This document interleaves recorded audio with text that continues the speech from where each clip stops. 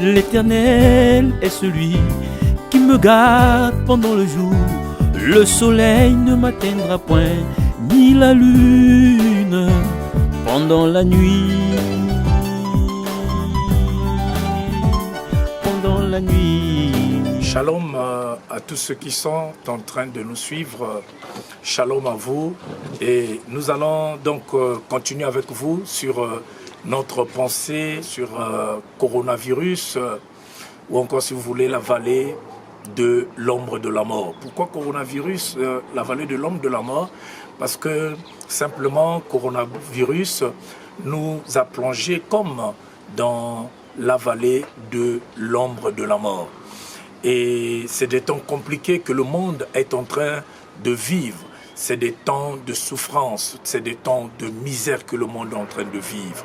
Nous sommes toujours dans notre pensée dans Psaume 23. L'Éternel est mon berger, je ne manquerai de rien. Il me fait reposer dans les verts pâturages. Il me dirige près des eaux paisibles. Il restaure mon âme. Il me conduit dans les sentiers de la justice. Et quand je marche dans la vallée de l'ombre de la mort, je ne crains aucun mal, car tu es avec moi. Ta houlette, ton bâton me rassure. Tu dresses devant moi une table en face de mes adversaires. Tu oindunes ma tête et ma coupe déborde. Oui, le bonheur, la grâce m'accompagneront tous les jours de ma vie et j'habiterai dans la maison de l'Éternel jusqu'à la fin des temps. Chers bien-aimés, celui qui a écrit le psaume 23, c'est notre frère David. David a écrit ce psaume, mes bien-aimés, au moment où il traversait des moments difficiles. Et le psaume 23, c'est une chanson. Et souvent, on se pose des questions dans quel contexte David a écrit ce psaume. Et beaucoup de commentateurs disent qu'il a écrit ce psaume pendant qu'il avait perdu son trône. Et donc, psaume 23, nous pouvons dire, c'est une déclaration de foi de celui qui a tout perdu, de celui qui a perdu sa gloire, de celui qui a perdu son trône, de celui qui est en train de traverser des moments difficiles. Alors, nous tous, partout où nous sommes dans le monde, nous sommes aussi en train de passer des moments difficiles, mais dans des moments difficiles, quelle foi David a déclaré « L'Éternel est mon berger, je ne manquerai de rien ».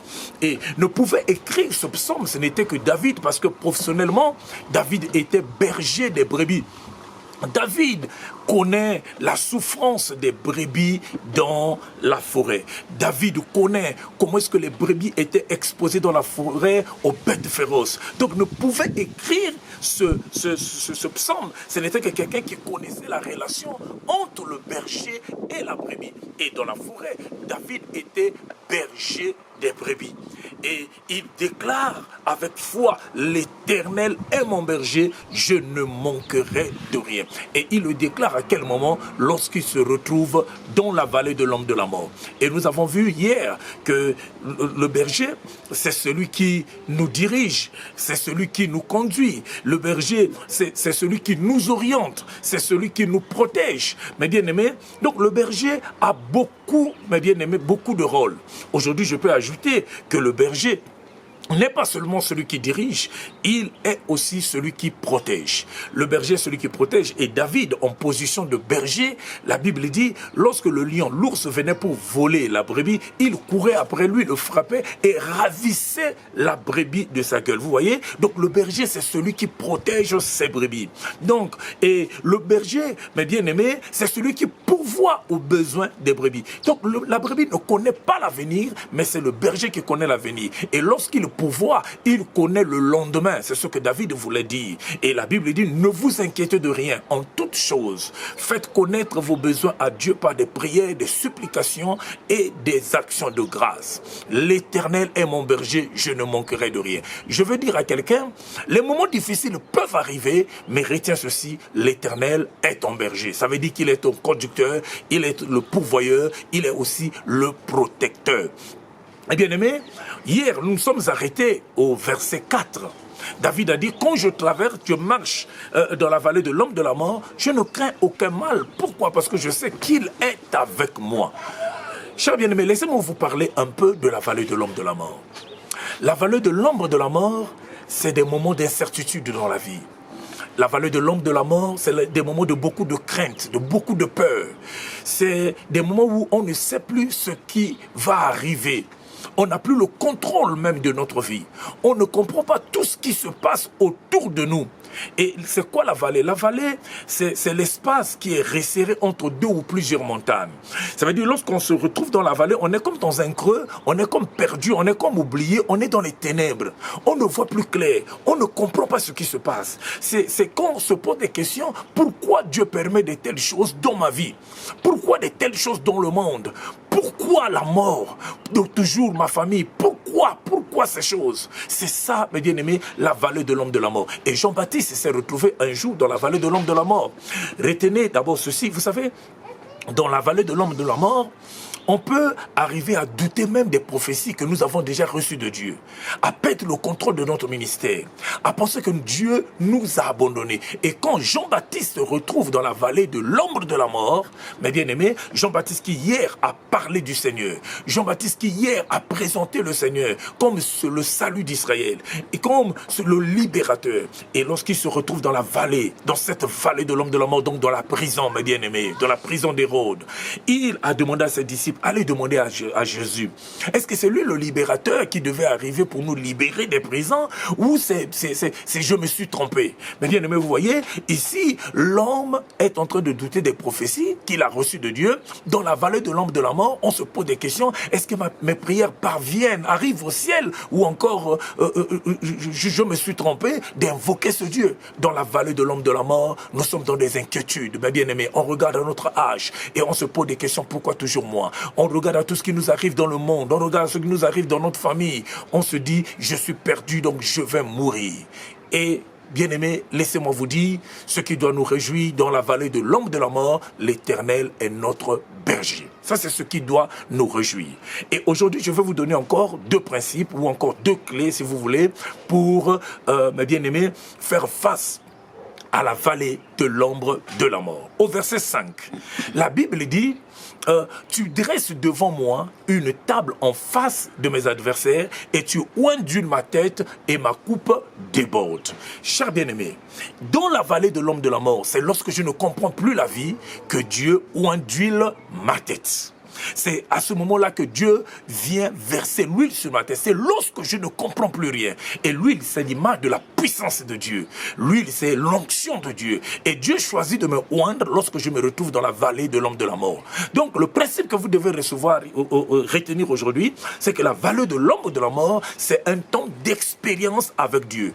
Oh, tu as déjà vu Dieu, expérimenter Dieu dans des petites choses. Tu as expérimenté Dieu dans des petites victoires. Mais dans la vallée de l'homme de la mort, c'est Dieu lui-même qui se lève et il oindule ta tête. Dans la vallée de l'homme de la mort, mes bien-aimés, nous pouvons expérimenter Dieu de façon particulière. Et c'est dans cette vallée quand le lion, l'ours venait pour voler la brebis de la bergerie de David, la Bible dit, avec les mains, il arrachait, mes bien-aimés, il arrachait sa brebis. Donc, dans cette vallée, mes bien-aimés, nous faisons une expérience du surnaturel. Je veux dire à quelqu'un qui vit la peur, qui est en train de vivre la peur de coronavirus, maintenant c'est le temps d'expérience. Vous savez, nous passons du temps à parler de Jésus, mais nous ne voulons jamais expérimenter Dieu.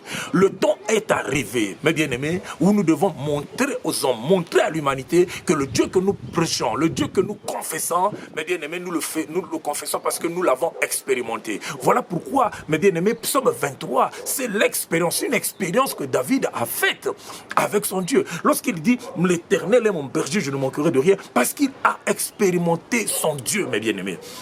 Vous savez, je dis souvent, il y a des gens, quand ils ont fini de citer les mots hébreux qu'ils connaissent, Jésus, tu es Jéhovah Jireh, tu es Jéhovah Shammah, lorsqu'ils ont fini, ils ont épuisé tous les mots hébreux qu'ils connaissent, alors ils se mettent à dire, les mots me manquent. Les mots te manquent parce que tu n'en as jamais expérimenté. Celui qui a expérimenté, mes bien-aimés, personne ne peut l'arrêter. Tu ne peux pas fermer sa bouche parce qu'il a expérimenté. Il aura toujours quelque chose à dire dans les temps difficiles. Voyez, pensez un peu, mes bien-aimés, à cet homme, à cet aveugle, mes bien-aimés, quand il lorsqu'il a retrouvé la vue, mais bien aimé, les gens ont voulu le faire taire pour dire, celui qui t'a guéri n'est pas prophète. Parce qu'en cette époque, quand tu disais quelqu'un est un prophète, pour eux, le dernier prophète, c'était Jean-Baptiste. Ils ont voulu fermer sa bouche. Il a dit, si pour vous, il n'est pas prophète, pour moi, je sais que j'étais aveugle, maintenant j'ai vu. Pourquoi il a parlé? C'est parce qu'il a expérimenté Dieu. Mais bien aimé, ce sont des hommes d'expérience en ces temps difficiles qui ne vont pas s'arrêter, qui continueront à dire Jésus-Christ est Seigneur. Et devant Jésus, tout genou fléchit et toute langue proclame que Jésus est Seigneur. Pourquoi? Parce qu'ils ont expérimenté Dieu. Deuxième principe pour s'arrêter, mes bien-aimés. Dans des temps difficiles, nous sommes toujours au verset 5 de Psaume 23, tu dresses devant moi, tu dresses une table en face de mes adversaires. Dans les temps difficiles, dans la vallée de l'homme de la mort, Dieu dresse une table en face de mes adversaires. C'est-à-dire que lorsque je me retrouve dans la vallée de l'homme de la mort, je vous ai dit, la vallée c'est comme un creux, on est comme oublié. Pendant cette traversée de la vallée, tout le monde pense que nous serons engloutis dans cette vallée, tout le monde pense que nous serons morts dans cette vallée, mais mes bien-aimés, pendant cette expérience, Dieu dresse une table en face de mes adversaires. En fait, dans la vallée de l'homme de la mort, Dieu prépare un festin pour moi. Il prépare un témoignage pour moi. Pendant que le monde pense que je serai englouti, pendant que le monde pense que je serai mort par cette maladie de coronavirus, mais bien aimé, dans la vallée de l'homme de la mort, Dieu dresse une table, pas derrière le dos de mes adversaires, en face de mes adversaires. Ça veut dire qu'ils seront vivants et ils verront comment est-ce que Dieu va me récupérer dans cette vallée. Ils seront vivants. Ils ne mourront point, mes bien-aimés, et ils verront. J'aime lorsque David lui-même dit, je ne mourrai point, je vivrai, et je raconterai les œuvres de l'Éternel. Ça, j'aime, mes bien-aimés. Je veux dire à tous les chrétiens qui sont en train de me suivre, si vous avez une expérience avec Dieu, si vous avez vu Dieu un jour agir, sachez qu'il est capable de faire encore dans votre vie. David a dit un jour, le Dieu qui était avec moi devant l'ours, devant le lion, il fera de même devant cet incirconcis. Mais bien aimé, si vous avez une expérience avec Dieu, mais bien aimé, c'est cette expérience qui doit redonner la foi. C'est cette expérience qui doit vous fortifier dans des temps difficiles. Je suis venu vous dire, partout où vous êtes dans des temps difficiles, dans le temps où coronavirus est en train de s'aimer la panique, la peur dans les cœurs, vous ne devez pas manquer de parole, de pas manquer de parole et proclamer avec moi l'Éternel est mon berger, je ne manquerai de rien. Dans de rien là, il y a tout. Dans de rien, il y a la victoire. Dans de rien là, il y a tout. Dans de rien là, Dieu veut dire c'est possible de reprendre ce que tu as perdu. C'est possible de témoigner sa victoire. Chers bien-aimés, partout où vous êtes, je vous dis shalom encore parce que je voulais simplement passer par cette exhortation pour vous parler et que l'Éternel vous bénisse. Laisse que le Dieu que je sers avec persévérance, le Dieu qui m'a conduit ici en Afrique du Sud, vous visite partout là où vous êtes. Mes bien-aimés, pensez à cette parole. Mes bien-aimés, partagez cette parole à vos amis.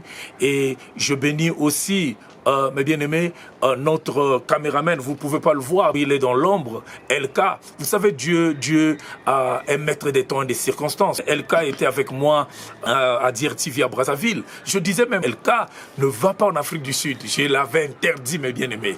Mais vous voyez, mais je ne suis pas Dieu. Mais ici, Dieu l'a relevé, mes bien-aimés. Dieu a fait dans sa vie des choses extraordinaires. Et aujourd'hui, je comprends que Dieu est maître des temps et des circonstances. Regardez, dans ces circonstances, c'est Elka qui est en train de me filmer. Oh, Dieu soit loué. Et je vous recommande, mes bien-aimés, ce CD. Je vous recommande ce CD. C'est fantastique, mes bien-aimés, c'est pour notre frère, l'album Kazaka de notre frère Teddy. Et je vous recommande cet album, mes bien-aimés. Ici, vous serez fortifiés. Et je pense, les amis de Brazzaville, vous aurez ce CD. Nous serons à Brazzaville très bientôt, parce que Dieu est au contrôle. Que Dieu vous bénisse. Je bénis tous les membre de Manaïm, je bénis, je n'oublie pas mon père spirituel, Léon de Mariam Miyuna, et Dieu est passé par cet homme pour faire de moi ce que je suis devenu aujourd'hui.